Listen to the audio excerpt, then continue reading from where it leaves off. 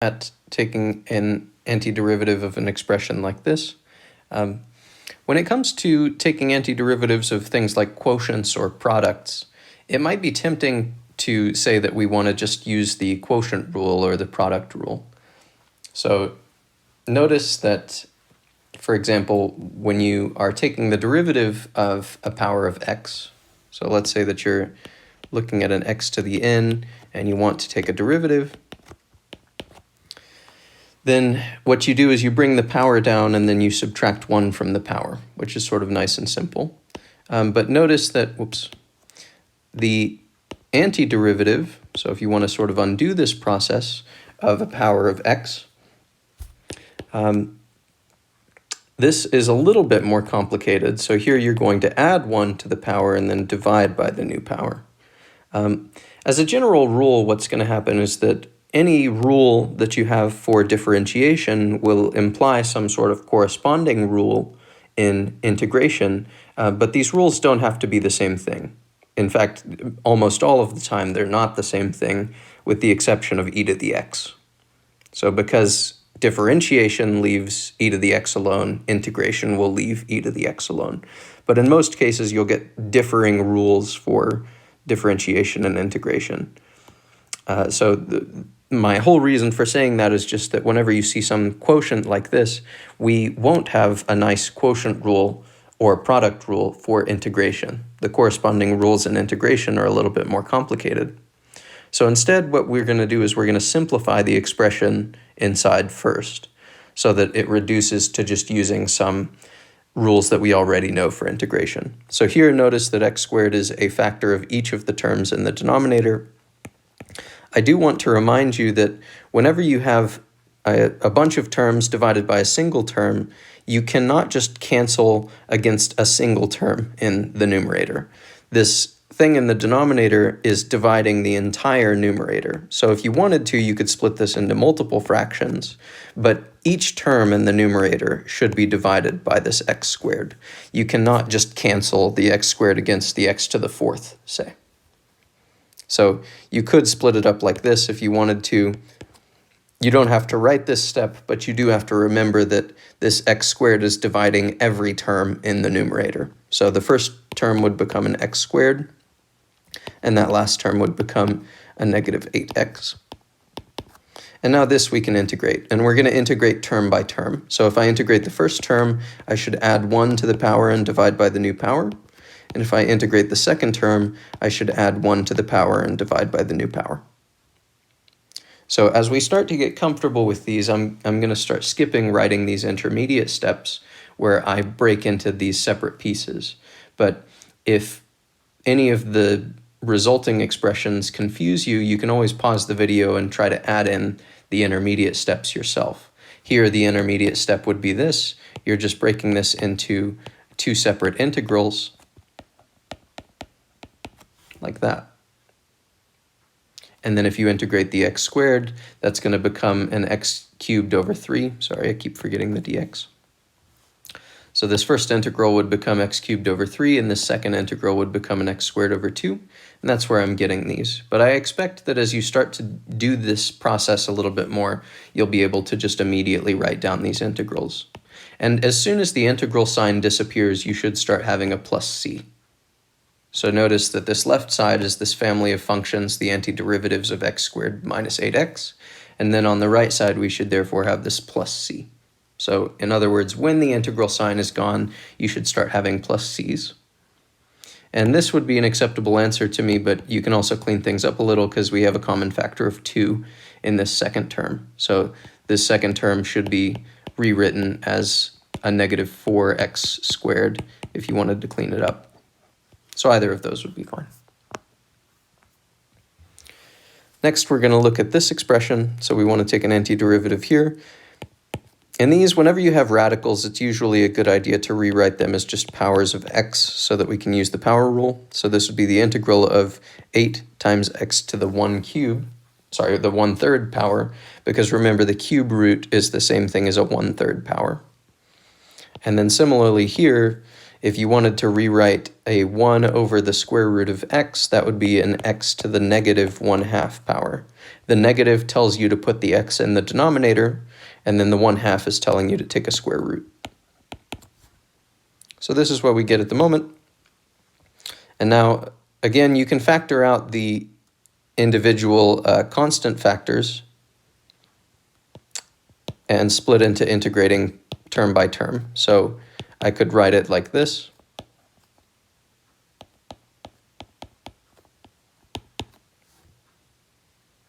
But I also sort of expect that you'll skip this step as you get comfortable with integration. The point is that the 8 is along for the ride in this first term, but then what we're going to do is we'll take the power and we're going to increment it by 1. So 1/3 plus 1 would be 4/3.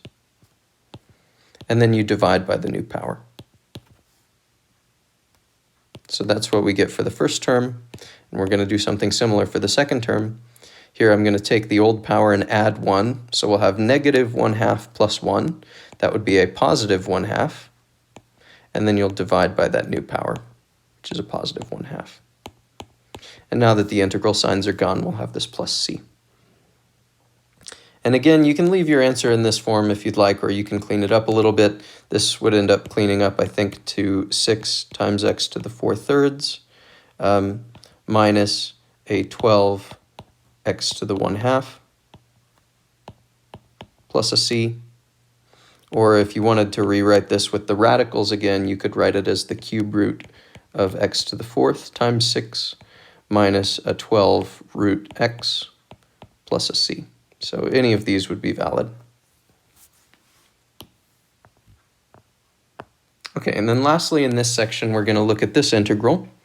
This is an integral of a product, but again, we don't have a product rule for integration, at least not yet. And so what we have to do here is we actually have to FOIL it out, and then we can integrate. So we can't just use a sort of reverse product rule. All that we can do is multiply out the integrand, and then we can integrate. So here we should FOIL. So I'll take the product of the the first terms, so that would be an x cubed, plus the product of the outer terms, plus the product of the inner terms, plus the product of the last terms. So this is what we get when we FOIL. And now I'll integrate term by term. So I'm going to start skipping steps here. I'm just going to integrate this first term. The integral of x cubed would be x to the 4th over 4. You increment the power by 1 and divide by the new power. I'm going to do the same thing to that x squared. The 3 is just along for the ride. I'm going to do the same thing to the x. Increment the power by 1 and divide by the new power. And the antiderivative of -6 would be a -6x.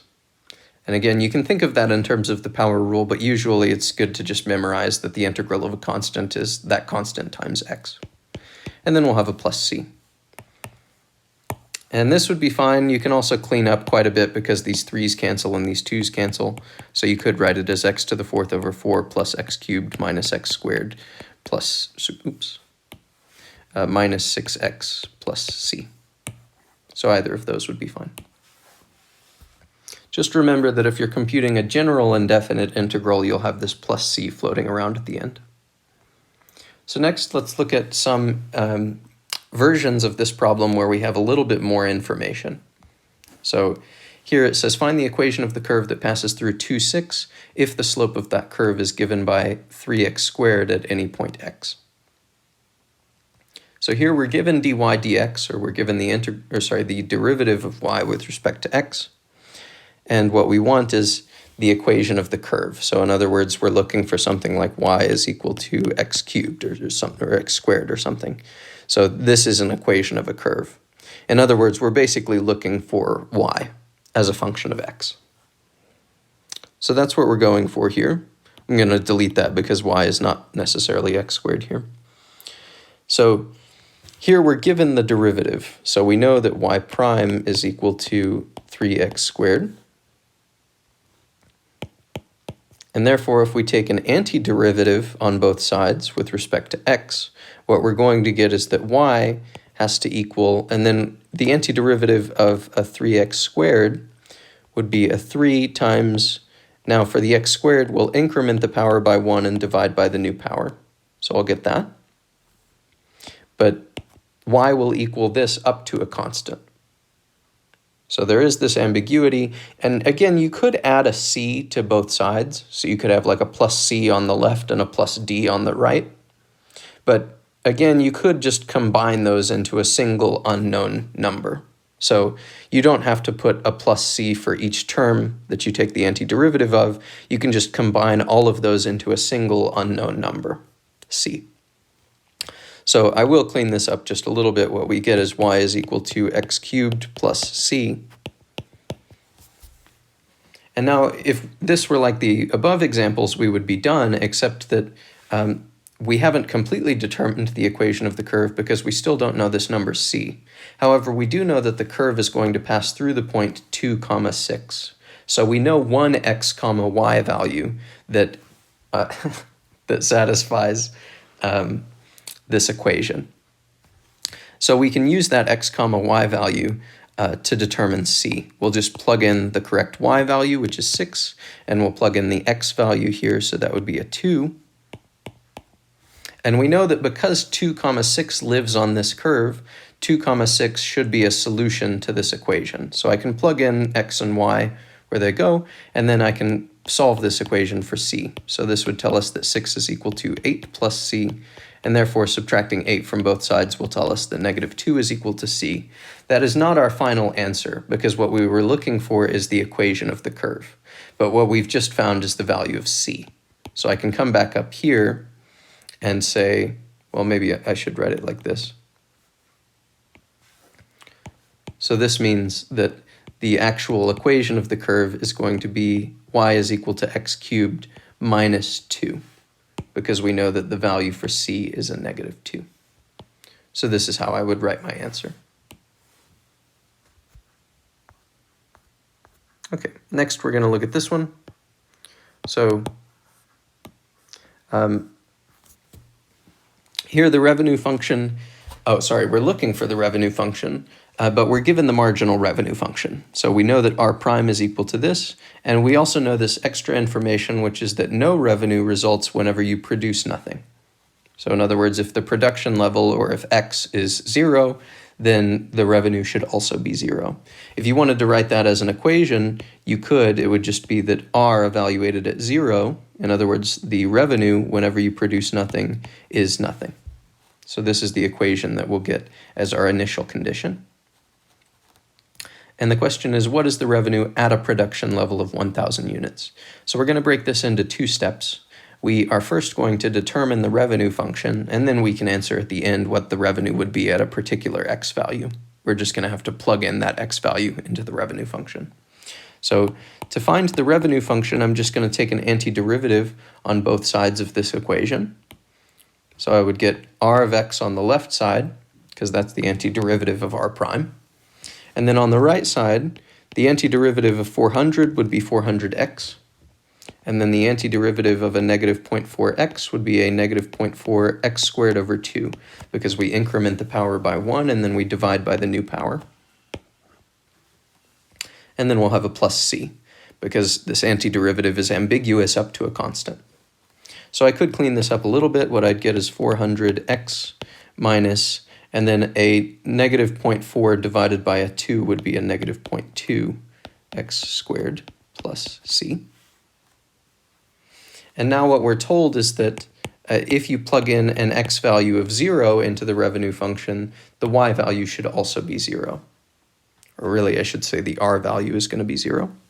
So I can plug in that information. I know that r is equal to 0 whenever x is equal to 0. So if I plug in an r value of 0 and an x value of also 0, then what I'll get is this equation. 0 is equal to 0 minus 0 plus c. So that altogether means that 0 is equal to c. And now that we know c, we've determined the revenue function, so the c value should actually be 0, and that means that the revenue function is just given by 400x minus a 0.2x squared. And lastly, we can answer the question, what is the revenue at a production level of 1,000 units? That means that the revenue at a production value of 1,000 units would be 400 times 1,000 minus a 0.2 times 1,000 squared. Okay. And I'd actually be fine with you just leaving the answer like this. I don't really care what this expression is. The main thing is just that we get used to this method. The idea is that we're taking an antiderivative first, and then we're using the additional information in the problem to determine this constant of integration c.